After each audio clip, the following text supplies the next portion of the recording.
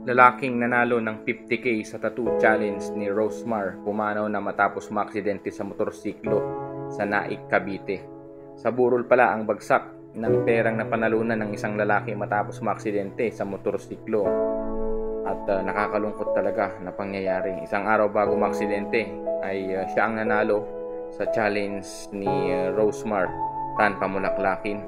At siguro dahil nagsaya sila at nagkaroon ng konting inuman at nauwi sa pagkakaaksidente ang nangyari. Ito ay sa mismong post ng Facebook channel ni Rosemar at kinumpirma natin ito sa mga comment section at talaga namang nakakalungkot. Well, basahin nyo na lang yung may mga comment dito at magkahalong negative at positibo rin yung iba dito.